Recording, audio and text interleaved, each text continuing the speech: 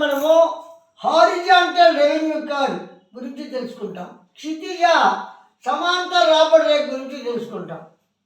Average revenue అంటే ఏంటి, marginal revenue అంటే ఏంటి? యావరేజ్ రెవెన్యూ అంటే ఒక వస్తువుని సేల్ చేసిన దానివల్ల వచ్చే రెవెన్యూ. మార్జినల్ రెవెన్యూ అంటే అడిషనల్గా ఒక కమాడిటీని సేల్ చేసిన దానివల్ల వచ్చిన రెవెన్యూ. ఈ యొక్క పర్ఫెక్ట్ కాంపిటీషన్లో ప్రైస్ అనేది టోటల్ డిమాండ్ టోటల్ సప్లైని బట్టి నిర్ణయించబడింది. అందుకని ఆ ప్రైస్ అనేది ఎవరు కూడా చేంజ్ చేయలేరు. అందువల్ల యావరేజ్ రెవెన్యూ అనేది ఒకే విధంగా ఉంటుంది. యావరేజ్ రెవెన్యూ మారకుండా ఉన్నప్పుడు మార్జినల్ రెవెన్యూ కూడా మారదు. అందుకని ఏఆర్ ఈక్వల్ టు ఎంఆర్. అందువల్ల ఏఆర్ ఎంఆర్ ఖర్చు ఓఎక్స్ అక్షానికి నీకు హారిజాంటల్ స్ట్రైట్ లైన్గా ఉంటుంది.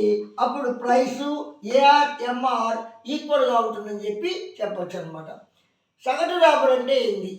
ఇప్పుడు మన క్షితిజ సమాంతర రాబడి గురించి తెలుసుకుంటాం.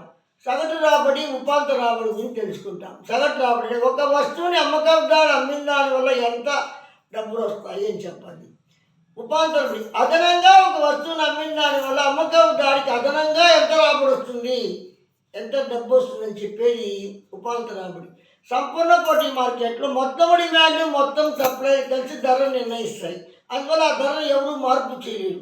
అందువల్ల సగటు రాబడి ఒకే విధంగా ఉంటుంది. సగటు రాబడి బట్టి ఉపాంతర రాబడి కూడా ఒకే విధంగా ఉంటుంది. అంటే ధరకు సగటు రాబడి ఉపాంతర రాబడి సమానం అవుతుంది.